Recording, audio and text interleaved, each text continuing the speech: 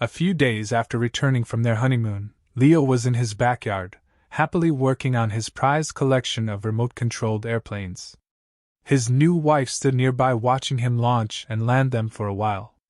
Finally she smiled and said, "Sweetheart, now that we're married, maybe it's time to make a few changes." Leo looked up. "What kind of changes?" "Well," she said, "you probably don't need all these airplanes anymore. The model boats could go too. And honestly, that giant train set in the basement is taking up far too much space." Leo slowly lowered the controller and stared at her. "What?" she asked. "Why are you looking at me like that?" Leo shook his head.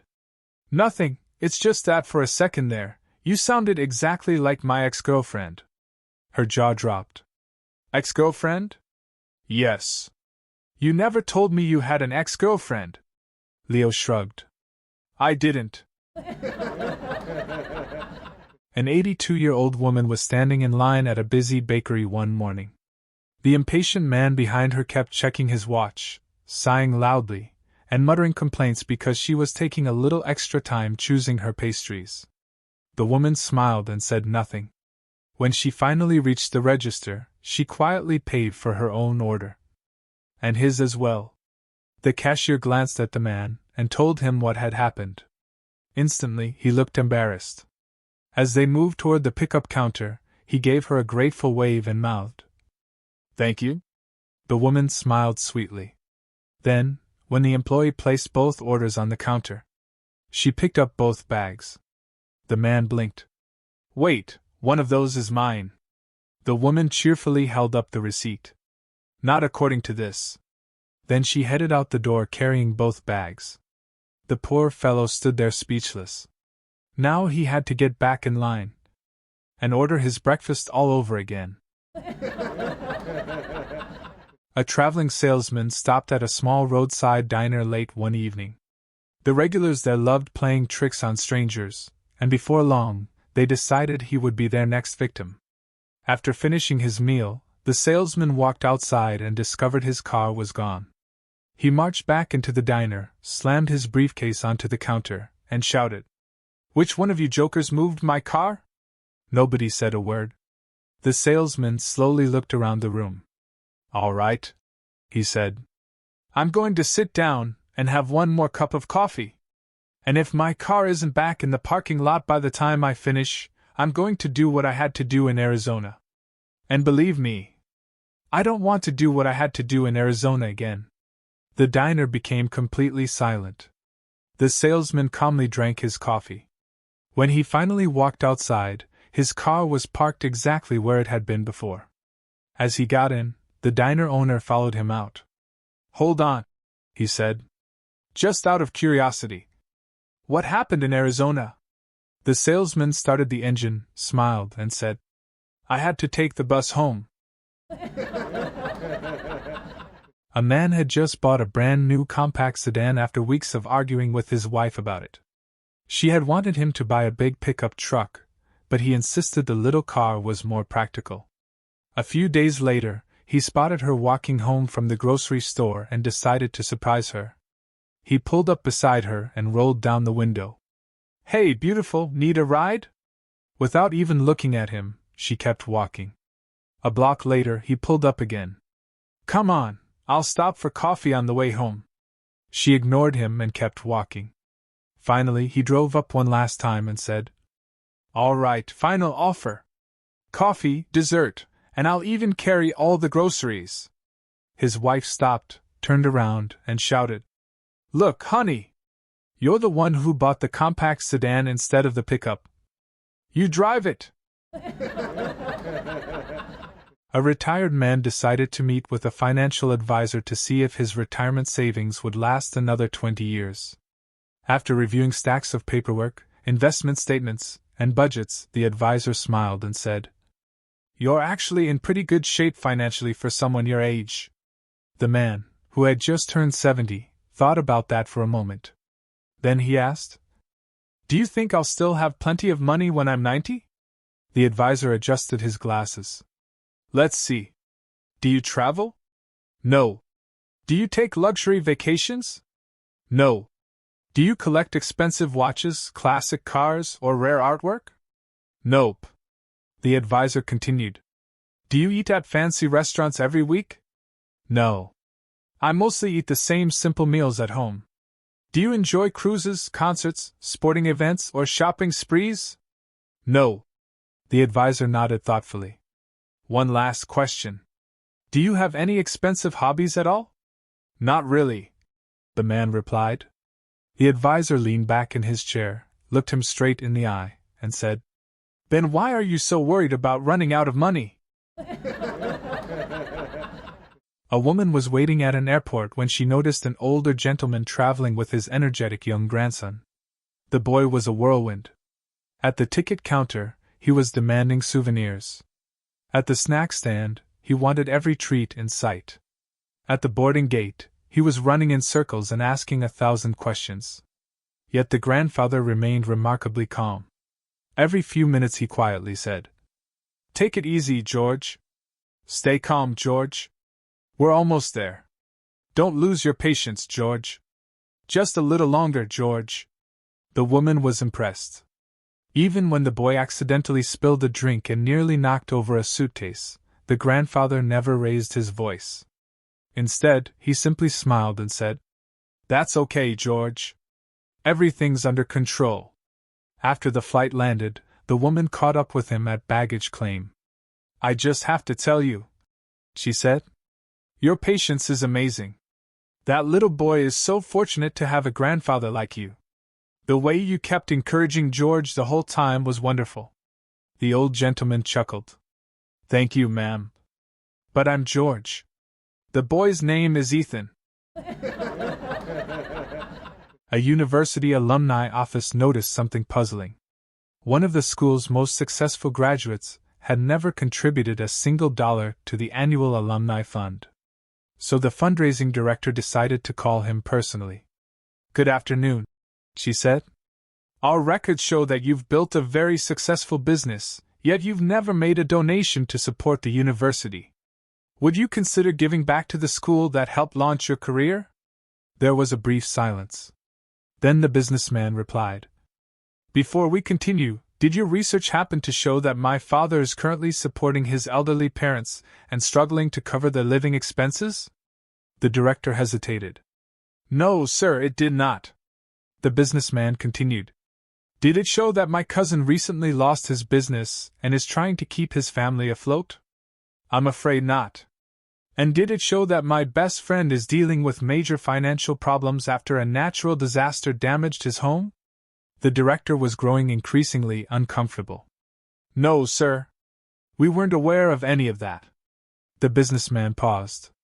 Then he said, Well, if I haven't given any money to them, what makes you think I'm going to give any to you? A new intern was helping out at a large office when he suddenly turned to the company president and asked, Sir, what does couple execs mean? The president blinked. Surprised, but eager to mentor the young man, he launched into a detailed explanation. He talked about executives, corporate leadership, management structures, decision-making, and how senior leaders guide a company. He explained responsibilities and organizational charts, and even shared a few lessons from his own career. 10 minutes later, he finally finished. The intern sat there staring at him, completely confused. Seeing the look on his face, the president asked, Why did you want to know? The intern replied, Because the receptionist just called and said the meeting would start in a couple secs. A husband and wife were hoping to enjoy a peaceful evening together at home. The only problem was their curious 8-year-old daughter was still awake. So Mom handed her a bowl of popcorn and said, Why don't you sit by the front window and tell us what's happening around the neighborhood? The girl happily settled into her observation post and began reporting like a television news anchor. Mrs. Parker just got a package delivered. The Johnsons have visitors again. Somebody's dog is chasing a squirrel. Mr. Wilson is washing his truck. The twins next door are riding scooters down the sidewalk. Everything was going perfectly until she suddenly shouted, Hey! The Bakers are being all romantic. Mom and Dad instantly froze. Dad called from the other room. "And how exactly do you know that?" The little girl answered proudly. "Because their daughter is sitting in her front window, with a bowl of popcorn just like me." After retiring, Jack found himself with way too much free time. One afternoon he wandered into a novelty shop and said, "I've owned gadgets, puzzles, and every kind of collectible there is. I want something completely different." The shop owner smiled. "Well, you're in luck. We just got a miniature robot assistant. It talks, follows instructions, and even comes with its own charging station." Jack thought that sounded interesting, so he bought it and took it home. That evening he set the tiny robot on the kitchen counter and said, "Hey little guy, want to come watch the game with me?" No response. Jack waited. Nothing. A few minutes later he tried again. "Seriously, want to watch the game?" Still silence. Jack frowned. "Great. I finally buy a talking robot, and it doesn't talk." After another few minutes he lost patience. He leaned right over the charging station and shouted, "Hey! Are you coming to watch the game or not?" A tiny electronic voice immediately replied, "I heard you the first time. I'm still booting up all my systems."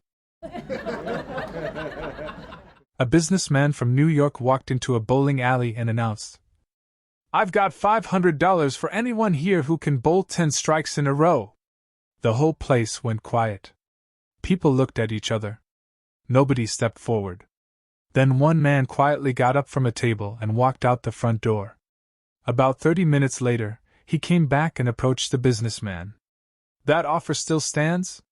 "You bet it does," said the businessman. The bowling alley manager cleared a lane. The man grabbed a bowling ball, stepped up, and strike. Then another. Strike. And another.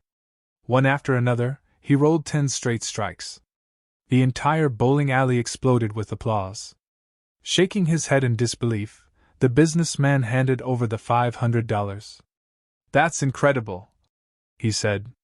"But I've got to know. Where did you disappear to for half an hour?" The bowler smiled and replied, "Oh, I went to the bowling alley across town to see if I could do it first." A man was leaving on a business trip overseas, so his wife drove him to the airport. As he unloaded his bags, she smiled and asked, "Have a great trip. Is there anything you'd like me to bring you when I pick you up?" He laughed and said, "Sure, bring me back a winning lottery ticket." She rolled her eyes and waved goodbye. A week later, she was there waiting when his flight landed. "How was the trip?" she asked. "Fantastic," he replied. As they walked toward the parking lot, he suddenly smiled. "So, what about my lottery ticket?" "What lottery ticket?" she asked. "The winning one I asked for." His wife grinned and said, "Oh, that? I bought a ticket. Now we just have to wait for the drawing to see if it's a winner." Jack, a furniture repairman, came home one evening with a black eye. His wife gasped, "Jack! What happened to you?" Jack shook his head. "I've had a terrible day." "What happened?" she asked. "Well, I got a call from a hotel. The manager said a guest had accidentally damaged an expensive antique grandfather clock and they needed someone to fix it immediately." "So what went wrong?" "When I got there, the manager told me the clock had a large pendulum that was stuck at an odd angle and wouldn't fit back inside the case." His wife nodded. "Okay. So I went upstairs, found a large antique clock, grabbed the pendulum with both hands, and started forcing it back into position." His wife looked puzzled. "I still don't see how you got a black eye." Jack sighed. "Wrong room." A wife decided to surprise her husband on his birthday by taking him to a fancy casino resort. As they walked through the entrance, the security guard smiled and said, "Good evening, Dave. Great to see you again." Dave quickly replied, "Oh, that's Frank.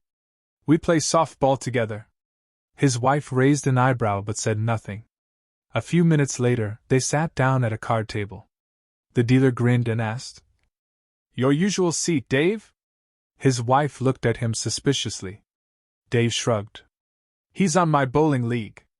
Before she could respond, a cocktail waitress walked over. "Hi, Dave! Would you like your favorite drink again?" That was the last straw.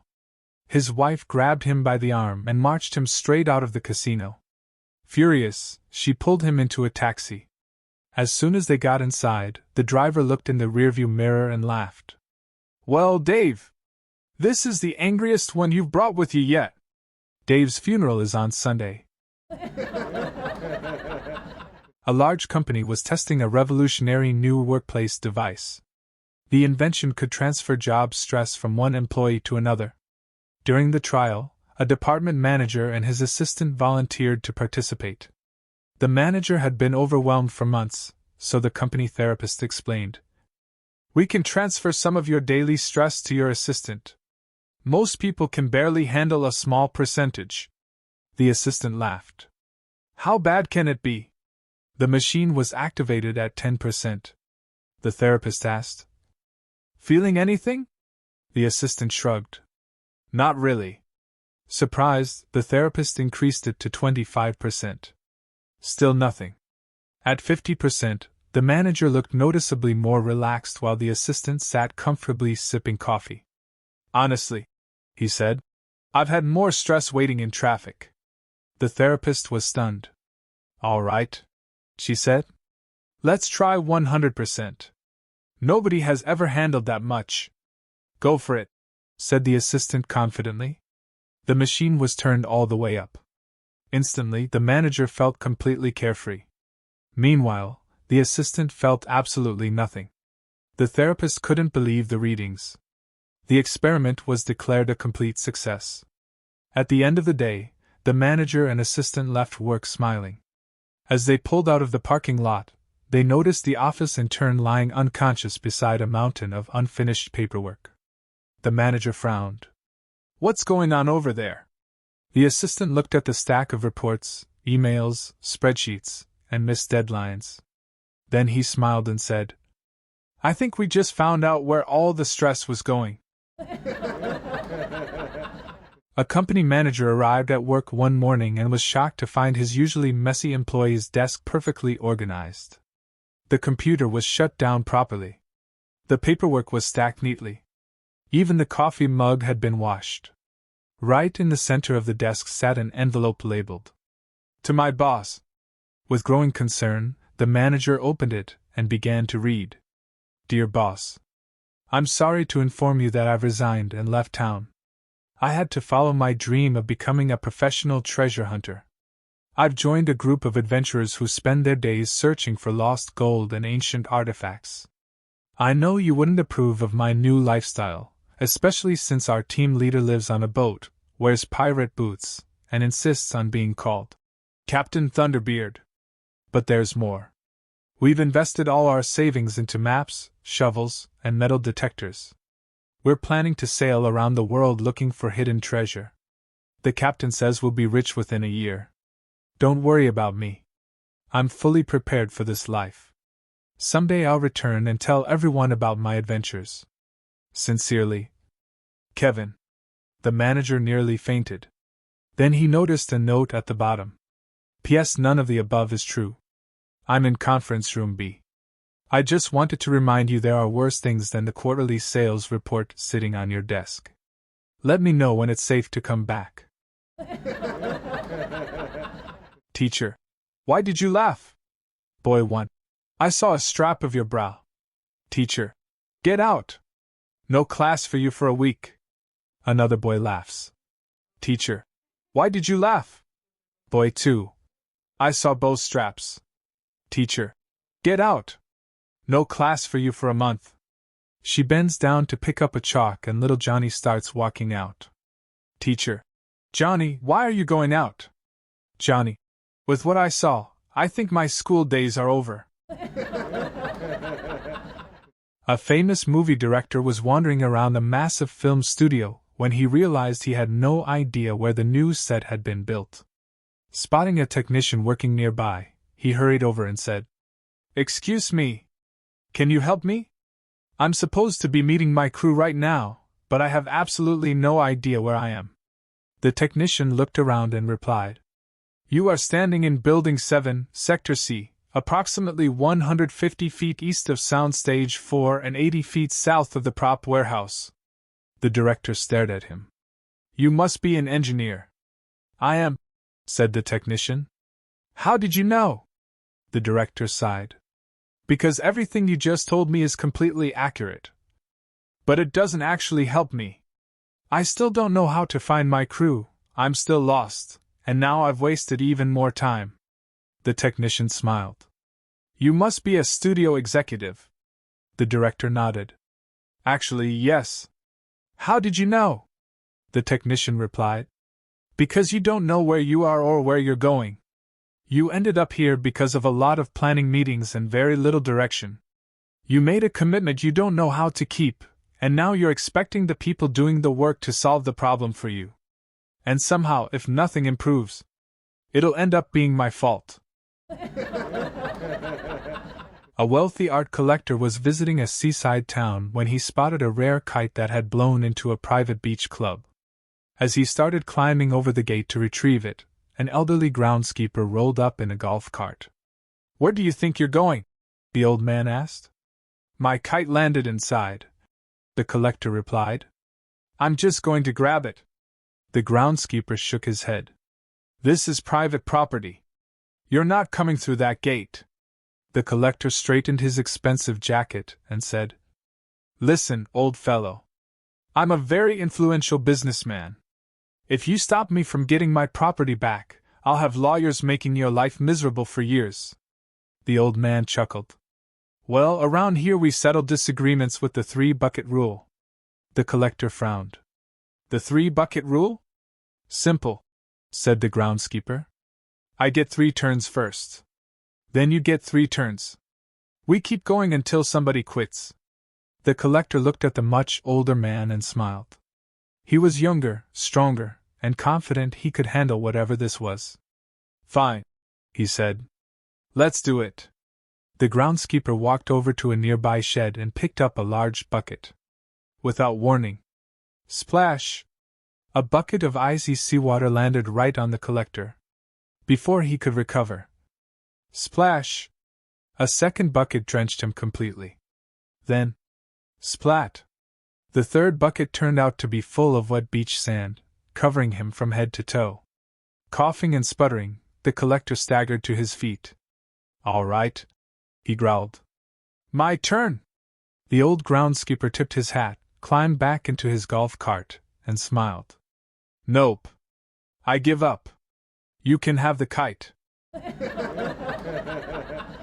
A retired professor named Walter spent weeks restoring an old wooden rocking chair that belonged to his wife, Margaret. She had been reminding him for months to finish polishing it. One afternoon, while Margaret was out shopping, Walter finally applied the last coat of wood finish. Proud of his work, he left the chair in the living room to dry and headed out to run a few errands. A little later, Margaret came home carrying groceries. Without noticing the fresh finish, she sat down in the rocking chair to rest. A moment later she discovered she couldn't get up. The finish wasn't quite dry, and she had become firmly attached to the chair. When Walter returned, he found her calling for help. They pulled. They pushed. They wiggled. Nothing worked. Finally, Walter removed the chair's back and arms so they could fit it into the car. Wrapped in a blanket, with most of the chair still attached, Margaret agreed to visit a furniture repair expert. The expert carefully examined the situation. Trying to laugh off her embarrassment, Margaret said, "I suppose you've never seen anything quite like this before." The expert smiled and replied, "Actually, ma'am, I've seen plenty of people attached to old furniture." He paused and added, "But you're the first one I've seen that came in already assembled." Two retired professors, Arthur and Leonard, met on a train tour across Europe and quickly became friends. Both loved music, history, museums, and the finer things in life. After returning home, they promised to stay in touch. A week later, Arthur called. Leonard, I have 2 front-row tickets to the symphony on Friday night. They're performing Mozart and Tchaikovsky. Want to come? Oh, that sounds wonderful, said Leonard. But I can't make it. Peterson is playing. The next week, Arthur called again. I managed to get us tickets to the opening night of a famous Broadway show. Fantastic. I'd love to go, but unfortunately, Peterson is playing. A few days later, Arthur tried once more. Leonard, you'll never believe this. The City Museum is unveiling a priceless artifact that's never been displayed before. I somehow got 2 invitations. Oh, my friend, that's incredible. But I still can't come. Arthur sighed. Let me guess. Peterson is playing? He is. Leonard, I've got to ask. Who is this Peterson? Is he a musician? An actor? A comedian? What exactly does he play? Leonard chuckled. My friend, I have no idea what Peterson plays.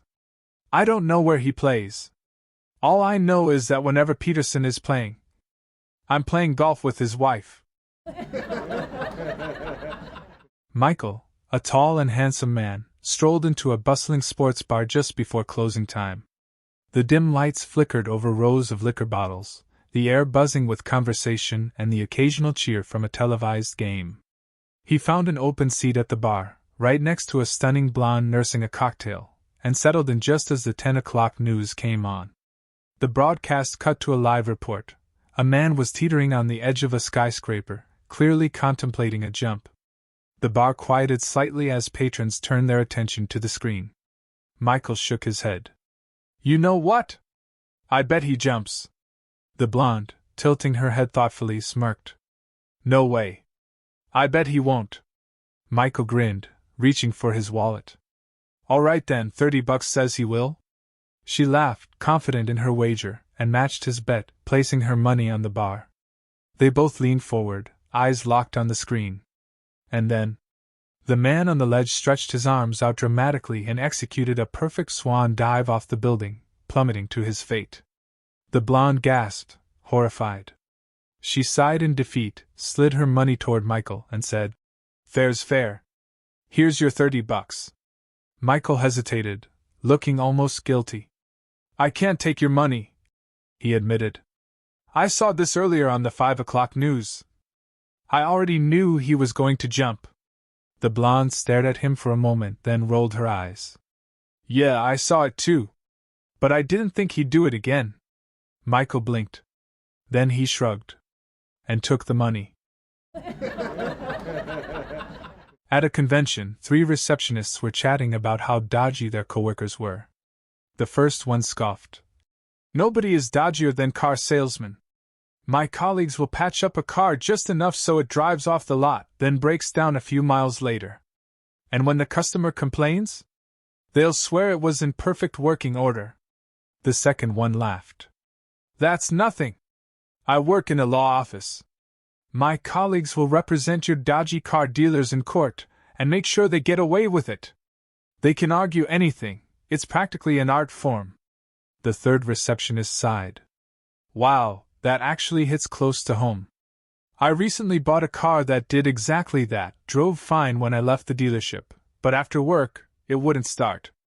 So I took the car yard to court. The first 2 leaned in. And?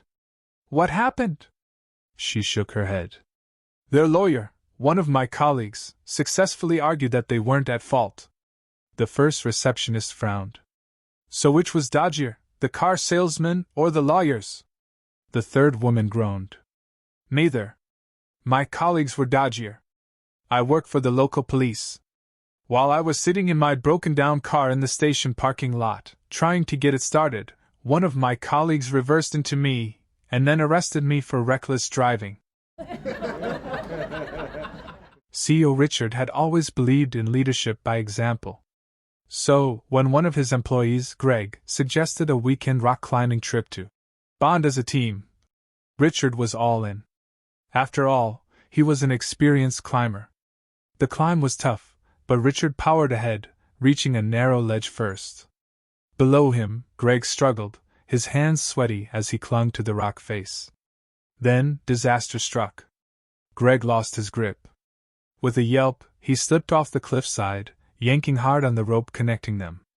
Richard barely managed to hold on, his fingers straining against the jagged rock. "Hurry!" Richard shouted. "I can't hold on much longer." Greg flailed, trying to find a handhold, but fear had frozen him in place. Richard sighed. "Greg, I'm sorry, but I'm going to have to let you go." Greg's eyes widened in horror. He squeezed his eyes shut, whispering a desperate prayer, accepting his fate. Thwop! A wad of cash smacked him in the face. Greg blinked in confusion. "What the hell is this for?" Above him, Richard calmly pulled out a knife and began sawing through the rope. "It's your severance pay," he said.